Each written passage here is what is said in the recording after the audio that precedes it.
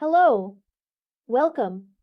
The topic for today, I'm not sure how relevant or important it will be, but I thought we should talk about it because such queries come in large numbers.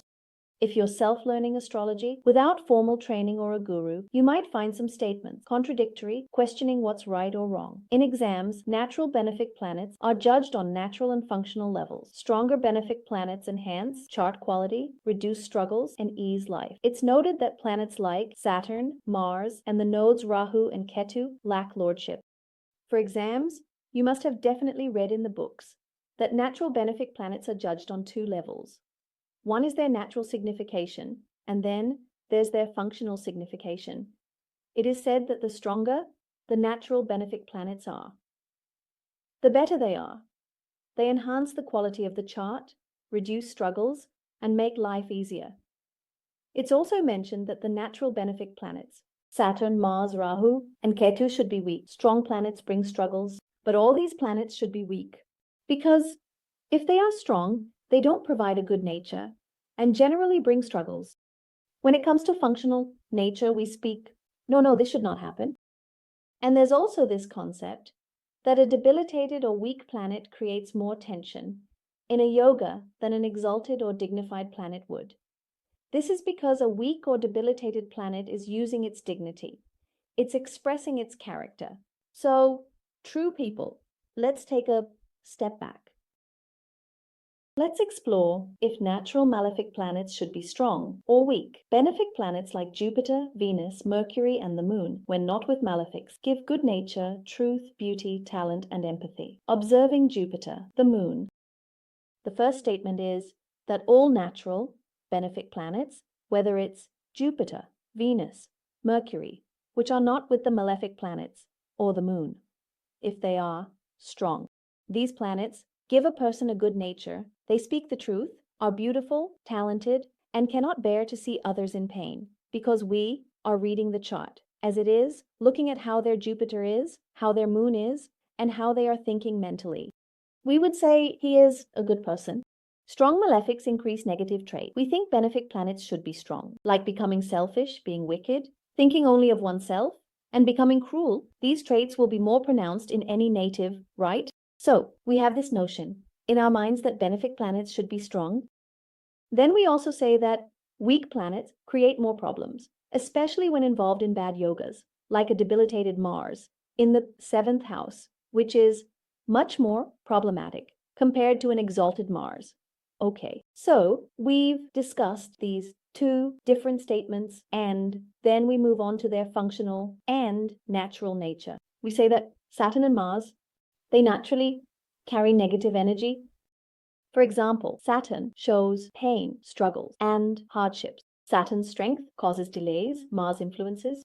Regardless of the fact of which sign Saturn is the lord of, it is a significator. They will give delays, create aggression. In Raj Yoga, 6th, 8th, and 12th house lords should be weak. Their job is to create aggression, to bring conflict, and to involve too much energy in houses that are causing problems. But in the opposite Raj Yoga, we also say that the lords of the 6th, 8th, and 12th houses should be weak, and should be weak in their respective houses. This means that if the lord of the 6th house or the lord of the 12th house is becoming Jupiter and is getting weak, then that's a very good thing. And I had said earlier that Jupiter is a natural benefic planet, so it should not be weak. As I mentioned, Jupiter is the lord of the 12th house, so it should be the case. But if Saturn becomes the lord of the 5th house and is weak, my family and wealth, is it my 5th lord, my chart significator? Now, what do we need to look at? So how can I not say that they are my 5th lord, the significator planet of my chart? Now, what do we need to look at? The best way to manage this is a good chart is one where Saturn and Mars become functional, benefics, and play a role in the center and trine houses. If they are friends of the ascendant lord, then their weakness is not a good thing. So in this case, they should be strong. They should be recently strong. They will talk about how they should be strong. Another thing is that the natural benefic planets, even the lords of the 6th house, should be stronger than the natural malefics. It's better if they are a bit stronger. All right. The third thing is that if the natural malefic planets are becoming strong, it would be good. If their strength is in benefic signs and with benefic planets. Whenever a planet sits in a sign, it gives its energy to that sign. A sign gives its energy to the planet. The more aggressive Mars is in Aries, however, we consider Mars to be strong in Aries, not in Taurus. We will accept it comparatively. But the aggression they have, that fire-like nature, will obviously simmer down in Taurus compared to how it is in Aries. And if Mars is the significator planet for my chart, then it won't be as effective sitting in Taurus because it is a naturally soft sign. Mars's aggression will be reduced by Venus's sign. Fire will be reduced by Earth. Then Taurus is a female sign and a masculine planet is in a feminine sign. Again, its masculine energy will be reduced. Now, if Mars is in the first house, then it won't be that wrong, so it's better to have it. His method would not be so wrong. So it's better to have malefic planets under the influence of benefic planets can remove the positive impact from them. And if they also go into soft signs in the divisional charts, they reduce negativity even more. You should also remember that debilitation is never pleasing, whether the planet is a significator or not, especially when it is in cruel signs, because a debilitated planet creates some kind of disturbance in the house it sits in. The most important thing is that a set of planets should never be weak or strong, because if you only have strong Jupiter, Venus, and Mercury, then maybe every two nice living worlds. If your Saturn and Mars as planets are becoming very weak, you will notice that people might bully you or trouble you. So this is something to keep in mind. Now let's understand all these things through charts. In this chart, we talk about Mars. In this case, Mars is a significator planet. It is the lord of the third house and the eighth house, sitting in the eighth house in a fire element sign, so it is strong. It is near the directional strength, and it is not under any malefic influence. It is influencing my mind, my speech, my intellect, and my actions. And while creating an impact, it has carried the energy of Aries without any benefic impact on us. Now, what we have in this chart is that they have a lot of aggression issues, being so headstrong, holding on to their opinions so much that they have faced financial losses many times because of it. Their speech also becomes very hard and very determined.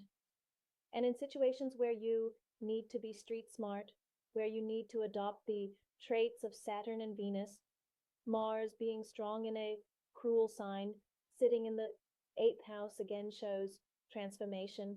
If it creates an impact, it won't be a good one. I have mentioned before that any planet impacting you matters based on which house, which sign, which nakshatra, and which planet it is influencing with. But if I say that Mars is the significator of my body, Mars is my longevity significator, because it is strong, then all these things will seem good there. So always read a planet in context, where it is doing well and where it is doing poorly. In this case, Saturn is not a significator planet, so it should be very strong if I talk about its functional nature.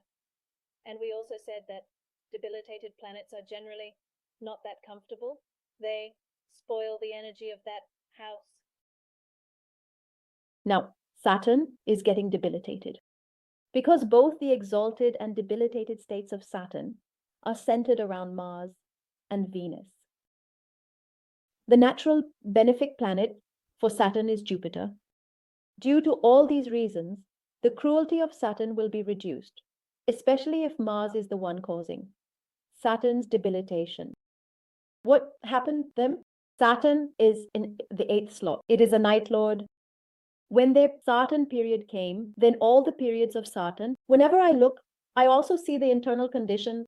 Despite getting married into a very good family, they have to somewhat beg in front of their husband and mother-in-law for their basic necessities, asking for money. I want this. It's been a long time since the marriage. Their life was very tough.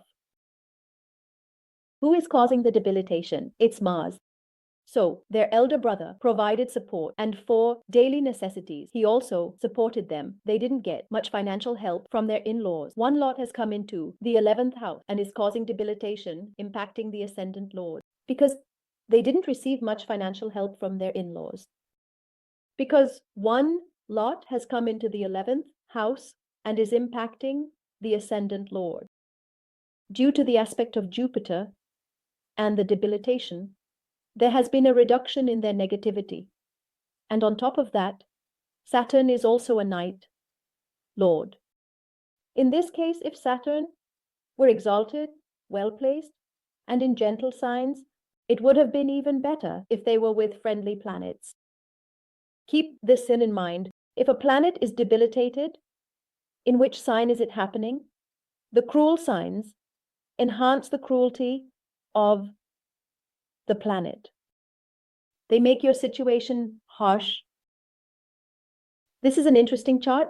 Here we talk about both Sun and Saturn.